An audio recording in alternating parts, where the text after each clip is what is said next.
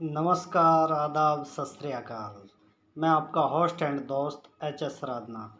Welcome to my YouTube channel Indian GK hub. तो साथियों, आपने चैनल को सब्सक्राइब नहीं किया है तो चैनल को सब्सक्राइब करें और बेल आइकन को प्रेस करें।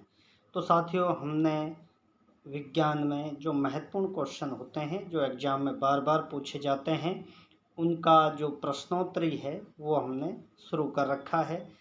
तो साथियों, इसी सीरीज में हम आज आगे बढ़ते हैं।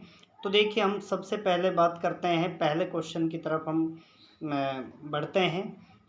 अगार आगार किससे प्राप्त किया जाता है? तो साथियों, आपको ध्यान रखना है, ये किससे प्राप्त किया जाता है? क्लोरेला से। आपको यहाँ पर खुद भी आंसर देना है और आगे आपको कमेंट में करते रहना है। नेक्स्ट क्वेश्चन नंबर 2 की हम बात करते हैं साथियों। तो क्वेश्चन नंबर 2 की हम बात करते हैं, अमीबा का प्रचलन अंग कौन सा है? तो साथियों, अमीबा का प्रचलन अंग कौन सा है? सीलिया या टेंटेकल्स या कूटपाद या फ्लैजिला? तो साथियों, कौन सा है? कूटपाद। ये आपको यहाँ से ध्यान रखना होगा। नेक्स्ट क्वेश्चन नंबर थर्ड को हम देखते हैं। तो क्वेश्चन नंबर 3 की हम बात करते हैं साथियों, निम्नलिखित में से कौन सी एक कॉपी नहीं है, यानी कौन सी एक बंदर की प्रजाति नहीं है, कौन सा बंदर नहीं है, ये आपको यहाँ पर बताना है। तो देखिए, गिबन, ओरेंगुटेन, लंगूर या गोरिल्ला? तो साथियों, आपको यहाँ से ध्यान रखना है, लंगूर क्या नहीं है? बंदर की प्रजाति नहीं है। ये आपको यहाँ से ध्यान रखना है। नेक्स्ट क्वेश्चन की तरफ हम चलते हैं साथियों। तो क्वेश्चन नंबर 4 की हम बात करते हैं साथियों। तो देखिए, भारतीय वन्य जीवन के संदर्भ में उड्डयन वल्गुल निम्नलिखित में से क्या है? तो साथियों, उड्डयन वल्गुल के बारे में आपसे पूछा गया है। तो ये चमगादड़ है या गिद्ध है या बलाक है या चील है? तो आपका राइट आंसर क्या हो जाएगा साथियों? चमगादड़। ये आपको यहाँ से ध्यान रखना है। क्वेश्चन नंबर 4 यहाँ पर हमने कंप्लीट किया है। इसके बाद हम क्वेश्चन नंबर 5 की तरफ बढ़ते हैं साथियों। तो देखिए, क्वेश्चन नंबर 5, किस कारण एक माता पिता की सभी संतानें समान नहीं होती हैं? तो माता पिता की आप देखते हो संतानें समान नहीं होती हैं, तो इसका कारण क्या है? आनुवंशिक विभिन्नता, वातावरण की विभिन्नता, उपयुक्त दोनों या इनमें से कोई नहीं? तो आपका यहाँ पर राइट आंसर हो जाएगा साथियों, उपयुक्त दोनों। आनुवंशिक विभिन्नता है और वातावरण की विभिन्नता है, इनके कारण माता पिता की सभी संतानें क्या नहीं होती हैं साथियों? समान नहीं होती हैं। ये आपको यहाँ से ध्यान रखना है। क्वेश्चन नंबर 6 की हम बात करते हैं साथियों, मेंढक के लार्वा को क्या कहते हैं? मेंढक के लार्वा को क्या कहा जाता है? तो टैडपोल या प्यूपा या मैगोट या ये सभी? तो ऑप्शन ए आपका राइट आंसर हो जाएगा, टैडपोल कहा जाता है मेंढक के लार्वा को। ये आपको यहाँ से ध्यान रखना है। क्वेश्चन नंबर 7 की बात करते हैं साथियों, जीन अवस्थित होते हैं। तो साथियों, जीन यानी जो गुणसूत्रों के अंदर पाए जाते हैं जीन, ये कहाँ पर अवस्थित होते हैं? तो आपको मैंने आंसर बोल ही दिया, गुणसूत्रों के अंदर पाए जाते हैं। तो ये आपका राइट आंसर ऑप्शन ए हो जाएगा। इसके बाद हम क्वेश्चन नंबर 8 की तरफ बढ़ते हैं। क्वेश्चन नंबर 8, विकास की प्रक्रिया में मनुष्य का निकटतम प्राणी यानी मनुष्य का कौन से प्राणी से विकास हुआ है? ये आपको बताना है। ऑप्शन ए हिरण, ऑप्शन बी गाय, ऑप्शन सी बाघ, ऑप्शन डी बंदर? तो साथियों, मनुष्य को किसका वंशज माना जाता है? बंदर यानी चिंपैंजी का वंशज माना जाता है। ये आपका ऑप्शन डी राइट आंसर हो जाएगा, यानी बंदर। नेक्स्ट क्वेश्चन नंबर की बात करते हैं। क्वेश्चन नंबर 9, जीवन की उत्पत्ति हुई है। तो जीवन की उत्पत्ति किस में हुई है? पहाड़ों पर, वायु में, जल में या भूमि पर? तो साथियों, आपका राइट आंसर ऑप्शन सी हो जाएगा, जल में जीवन की उत्पत्ति हुई है। ये आपको यहाँ से ध्यान रखना है। इसके बाद क्वेश्चन नंबर 10 की हम यहाँ पर बात करते हैं साथियों, तो देखिए शरीर में यूरिया का निर्माण कहाँ पर होता है? तो शरीर में यूरिया का निर्माण कहाँ पर होता है साथियों? लीवर, यानी लीवर का मतलब हिंदी में क्या होता है? यकृत में। तो आपका राइट आंसर क्या हो जाएगा? यकृत। इसके बाद नेक्स्ट क्वेश्चन की तरफ हम चलते हैं। Question number 11। क्वेश्चन नंबर 11 की हम बात करते हैं।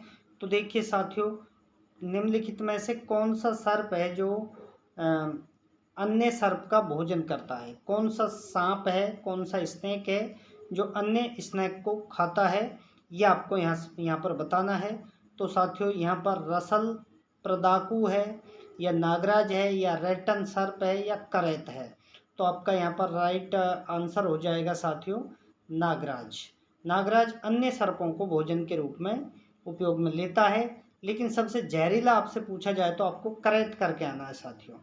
नेक्स्ट क्वेश्चन की बात करते हैं। Question number 12। क्वेश्चन नंबर 12 की हम यहाँ पर बात करते हैं साथियों। तो देखिए कोशिका में पाया जाने वाला आनुवंशिक पदार्थ कौन सा है? तो साथियों कोशिका में जो आनुवंशिक पदार्थ पाया जाता है वो प्रोटीन है, या कार्बोहाइड्रेट है, या डीएनए है, या आरएनए? तो साथियों आनुवंशिक पदार्थ क्या हो जाएगा? ऑप्शन सी, यानी डीएनए आपका राइट आंसर हो जाएगा। डीएनए की फुल फॉर्म आप जानते ही हो, deoxy nucleic acid, deoxy nucleic acid. Next question number, तो क्वेश्चन नंबर हम 13 की बात करते हैं साथियों।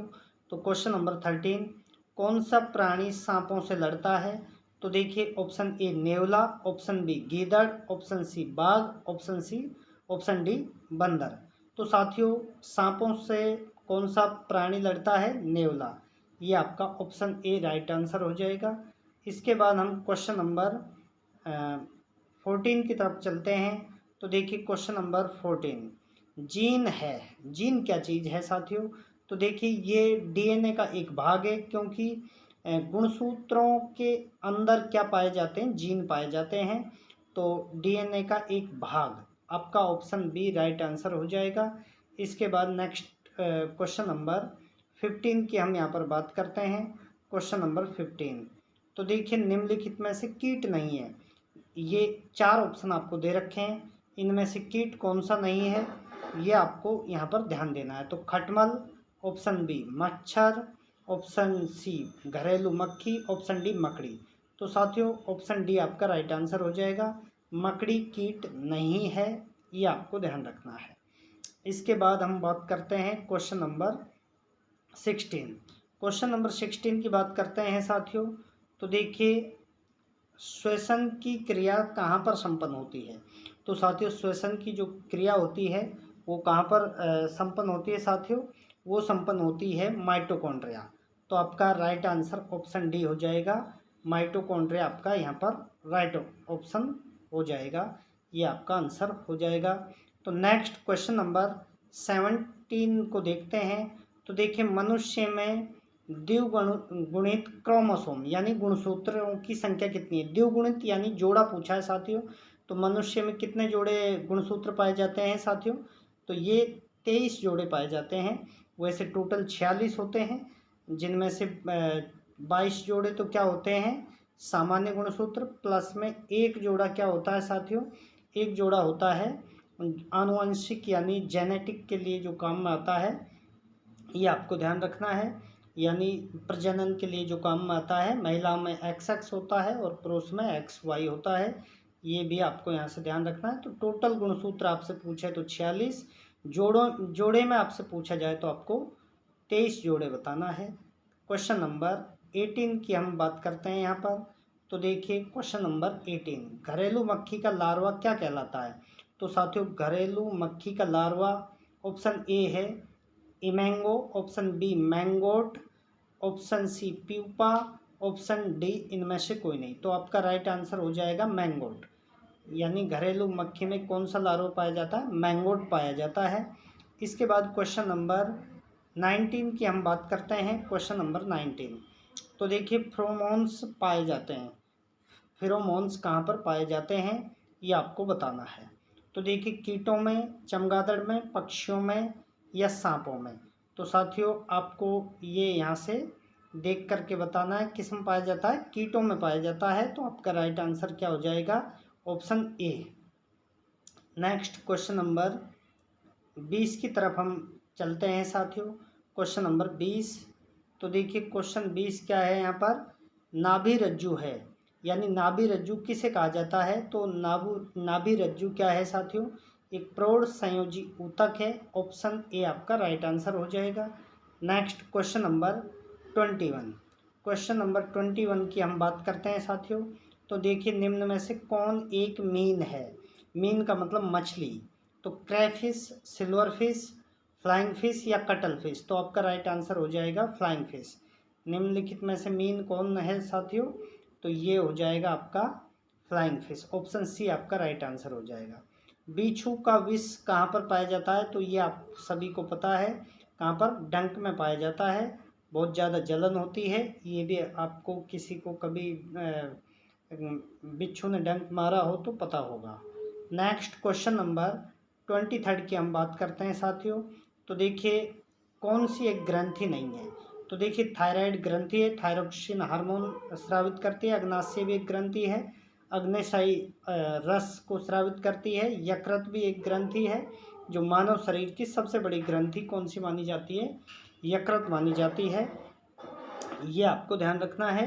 लेकिन जठर एक प्रकार का रस है जो भोजन के पाचन में काम में आता है, तो ये आपको ध्यान रखना है। ऑप्शन डी आपका राइट आंसर हो जाएगा। नेक्स्ट क्वेश्चन नंबर 24 की हम बात करते हैं साथियों।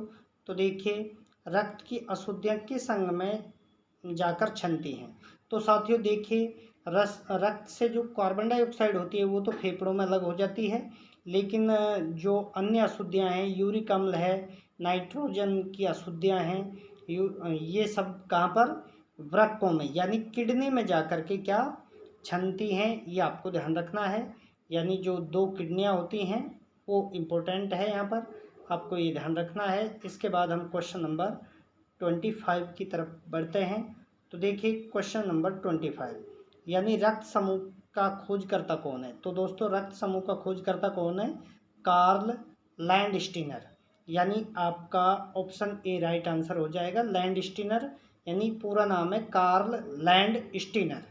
इसके बाद हम नेक्स्ट क्वेश्चन नंबर 26, सबसे विषैला सर्प, साथियों मैं आपको पहले बता चुका हूँ, सबसे विषैला सर्प कौन सा है, करैत है।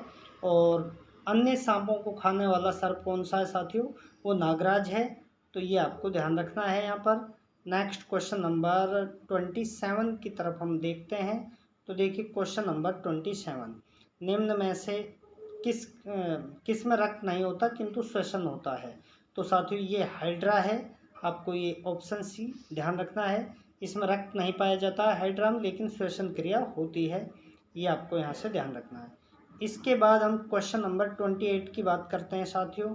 तो देखिए क्वेश्चन नंबर 28, नृशंस प्राणी कौन सा है। नृशंस यानी बोलें तो साथियों कछुआ, ये आपको यहाँ से ध्यान रखना है। इसके बाद हम बात करते हैं क्वेश्चन नंबर 29।